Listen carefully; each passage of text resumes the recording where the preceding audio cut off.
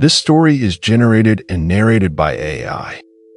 If you hear anything strange in the voice, don't worry, it's not the tunnel breathing. Or is it?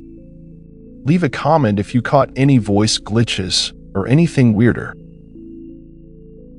I never planned to return to Belgrivna, not after what happened to my mother here, not after the village buried itself in silence, but death has a way of calling you home, even when the living never would. My grandfather passed last winter, and with him, a part of the world that refused to die with the century. He was the last keeper of the old customs, the last man who still believed that the Carpathians whispered in their sleep, and that some places should never be disturbed. When the lawyer handed me the key to the old house, along with a weather-worn notebook wrapped in oilcloth, I almost left it behind, but curiosity, or perhaps guilt, led me here. The village had not changed. Stone houses sagged under crooked roofs, narrow streets choked with weeds. The locals glanced at me like a ghost they'd hoped never to see again.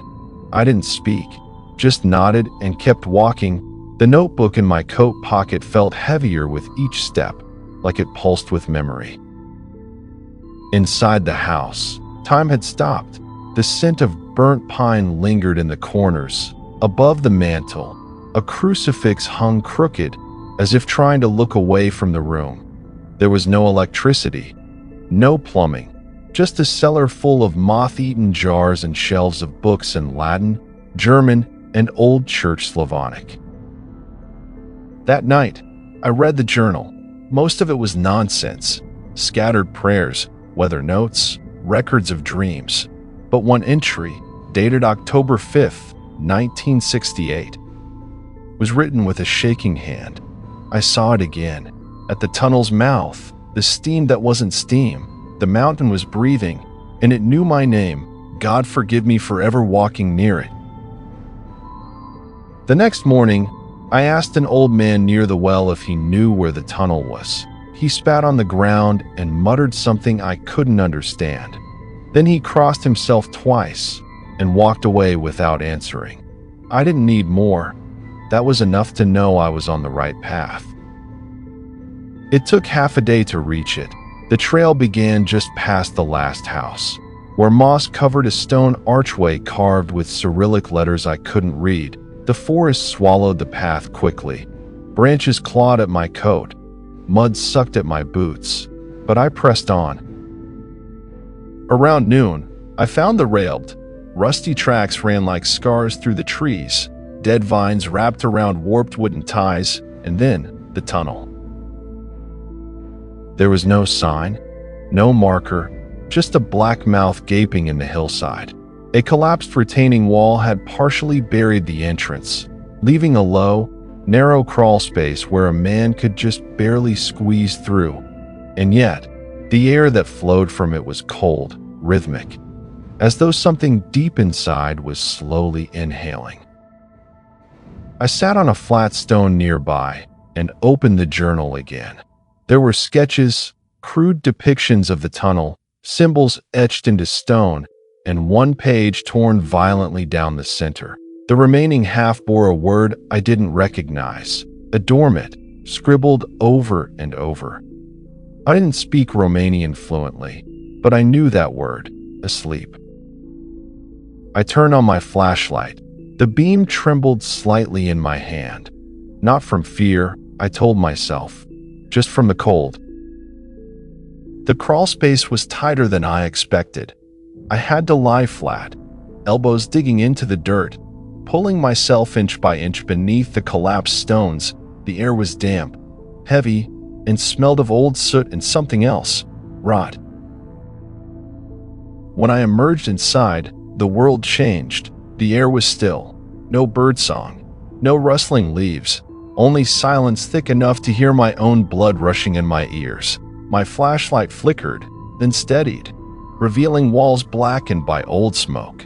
Lined with rusted pipes and abandoned tools, there were footprints in the dust, not fresh, but not ancient either. I called out. Nothing answered, but I felt something, not a sound, not a shape, just a presence, like the tunnel had opened one eye and seen me. The journal spoke of markings carved near the second support arch. I walked slowly, each footstep sending tiny echoes that returned thinner, more distorted, as if the tunnel was swallowing them. At the second arch, I found them. Symbols I didn't recognize, spirals, teeth, hands reaching downward, carved deep into the stone, deeper than any man could have done with a chisel. I crouched to examine them closer, and that's when I heard it, a slow, hollow rhythm, not mechanical, not natural, something between a breath and a heartbeat. It came from deep within the tunnel. I should have left then, but I didn't, because in that moment, I remembered what my grandfather had written on the final page of his journal. If you hear it breathing, it's already dreaming of you. The deeper I went, the more the air seemed to pull at my breath. The tunnel floor sloped gradually downward, but I hadn't noticed until my legs began to burn. The rails had long vanished beneath debris, replaced by warped planks and rusted bolts jutting like bones from the ground. My flashlight caught glimpses of old signage. Flaking paint, numbers worn blank by time. But it was the markings that stayed with me. The further I walked, the more they changed, from crude carvings to something far more deliberate. At first, just deeper cuts, as if whatever had made them had grown stronger. Then, something worse. They began to move. Not physically. I don't mean that, but when I looked away and then back again, the patterns had shifted, slightly, subtly. The spiral had bent inward, the hand had curled tighter, the teeth were longer. I told myself it was fatigue, darkness playing tricks, but deep down I knew better. The tunnel was aware. Somewhere around the 3rd kilometer, if the warped distance markers could be trusted, I found the train. It rested half off the tracks. One side collapsed into a wall of rock, a locomotive engine, or what was left of it, so corroded it looked like it had been underwater for decades. I climbed inside the first car. The floor was soaked with stagnant water. Decaying benches lined the walls, and in the far corner, I saw a coat, still slung over a seat, a human shape beneath it. My heart hammered. I stepped closer, lifted the coat with trembling fingers. What lay beneath was not a skeleton, not quite. It was soft, pale flesh that had not decayed, but curdled, bloated and veined with black, as though it had been preserved. There was no skull, just an indentation, as if something had sucked the head inward like an egg drained from within. I stumbled back, nearly dropping the flashlight. And that's when the sound returned. The breathing. But this time it was closer, heavier, more deliberate. And then it stopped. For a few moments, the silence pressed against my skin like a hand, and then came the voice. Not through the air, but inside my skull, like the memory of someone whispering behind you in a dream. You've come far enough? I ran. Out of the train, down the sloping tunnel, stumbling over stones, breath catching in my throat. The flashlight beam jittered wildly, illuminating the markings as I passed. They were watching. Every spiral turned toward me. Every carved eye stared. And then the floor collapsed beneath me. I don't know how long I was unconscious. When I opened my eyes, I was lying on a bed of black gravel, dozens of feet below the tunnel floor. The fall had been broken by debris, old wood, and something softer. I sat up slowly and realized what the softness had been. Clothing, boots, hats, coats, all in piles, human belongings layered in sediment, as if dropped over generations. My flashlight still worked, though dimmer now. Its beam barely pierced the chamber ahead, but I saw the pillars. Thick stone columns that did not match the structure of the tunnel, twisted in impossible geometry as though shaped by pressure and time far older than the rail line. And on the far side of the chamber, something pulsed. A membrane stretched over a fissure in the rock, translucent, like a film of wet skin. It expanded and contracted. Inhale. Exhale. I should have turned and climbed, but my feet moved forward on their own. The air grew warmer. The closer I got to it, the more I felt something inside me respond, a buzzing in my teeth, a tremor in my stomach, as if the rhythm of that breathing matched my own. And then I heard the voice again. You remember me. Though you were not born yet, your blood remembers. The membrane rippled, and a shape moved behind it, something vast, coiled, old. They built the tunnel through me, cut into the roots of thought, and now the sleepers return. I don't know what happened next. There was light, a flash of cold, and then darkness. When I awoke, I was outside, lying in the grass above the tunnel. The sun was setting, and the journal was gone. I don't remember walking back to the village. One moment I was lying on the moss outside the tunnel, staring at a sky that felt too close. The next, I was back in the room I'd rented from that silent old woman, my clothes caked with dust and blood, my boots soaked with mud I didn't recognize. There were no scratches, no bruises, but I felt hollow, as if something had been scooped out of me.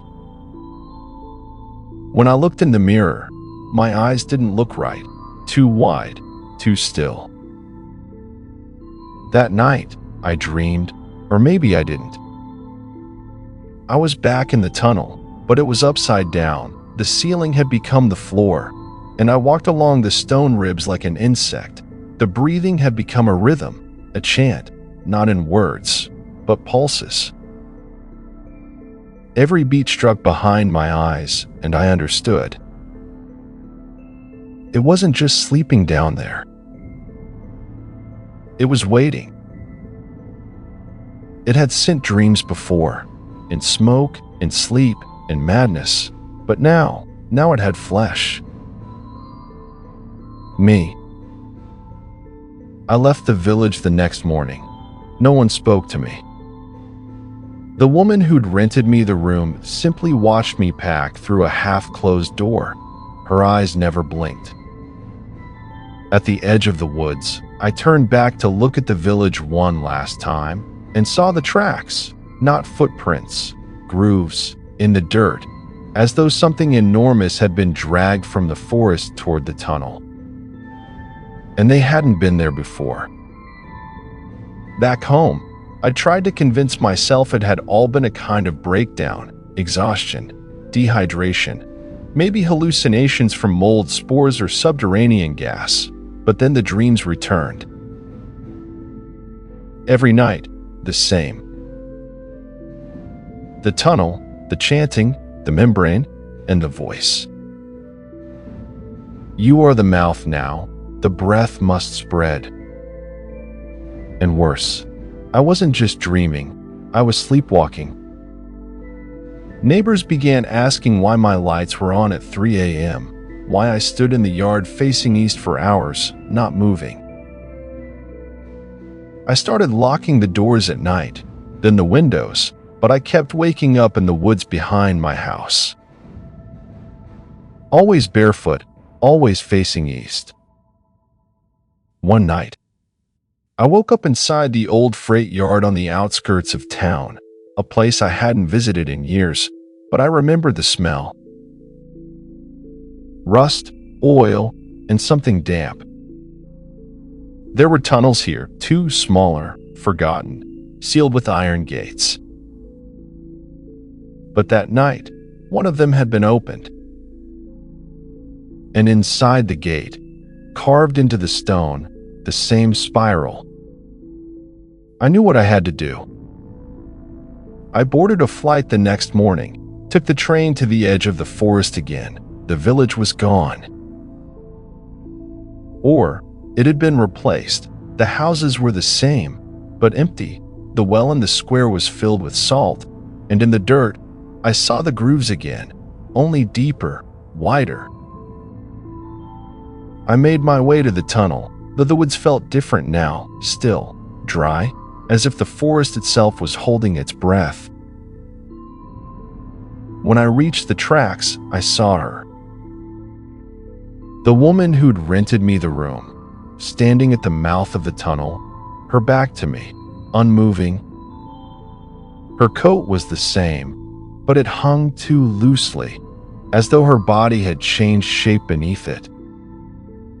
She turned to face me, and what I saw was not her face. Not anymore. It had stretched, the skin pale and smooth like candle wax, the eyes entirely black, reflecting the tunnel like twin mouths. And when she spoke, I didn't hear it with my ears. You left the gate open. Now it walks again. Then she turned and stepped into the tunnel. Not walking, but sliding. I followed. The tunnel welcomed me, not like a doorway, but like a throat.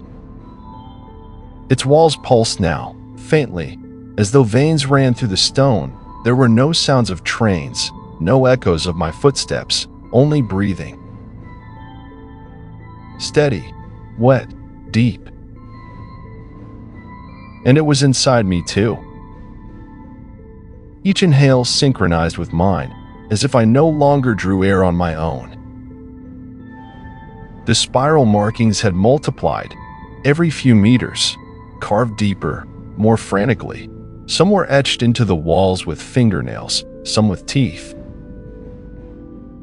I felt my mouth open without my will, just a little, as though something behind my teeth wanted to speak. But I didn't know the words, not yet. After what felt like hours, or maybe seconds, the tunnel widened, a chamber. Not natural, but not built either. Its geometry was wrong, not chaotic, just incomplete, like someone had started shaping the space according to rules that only existed before time. And in the center, the membrane. Twice the size I remembered, no longer passive. It throbbed gently, as if sensing me, and this time, I saw through it. Not light, not shapes, but intent. It didn't want to kill me, it wanted to enter. And I understood, finally. This place wasn't a tunnel. It was a mouth for the earth itself, and I had become its tongue. I felt it rising from beneath, the breather. Not a creature, not a god, something before both. Older than bone, older than fear. A hunger that had waited until something could listen, until something could speak for it. Me. I should have turned and run, but the idea didn't even occur to me. I dropped to my knees, my fingers tracing the spiral again and again into the dirt. I whispered, though I didn't know the language. And the membrane responded. It split. No wound, no tear. It opened like an eye, and I saw the true tunnel, the one beneath all others. A dark that wasn't absence, it was presence. And something stepped through. Not a shape, not exactly. But if you've ever felt watched in an empty room, if you've ever heard your name in a silent house, you've felt the edge of it. Now, I was at the center. It filled the chamber without weight, a pressure that didn't crush, it invited. And I stepped forward. My skin hummed, my mouth moved, and I spoke. Not words, not thoughts, just breath. And it entered me. I don't remember leaving the tunnel, but I remember waking up in my bed again. Thousands of miles away. There was dirt under my nails and spiral carvings on the inside of my closet door. And when I stepped outside, I saw it in the trees. Not movement, alignment. The branches pointed east. Every time I passed a train track, I could feel it pulsing, waiting. The breath is spreading now. I don't need to return to that tunnel again, because the tunnel is everywhere now. It moves with me. It sleeps beneath your cities, your schools, your homes. It waits for a mouth. And I think you've started hearing it too. In the pauses between traffic, in the space behind your walls at night. That soft, wet, rhythmic sound. That breathing. You should have never listened.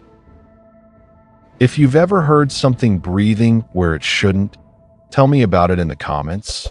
And if you made it to the end without looking behind you, hit that like button. You've earned it.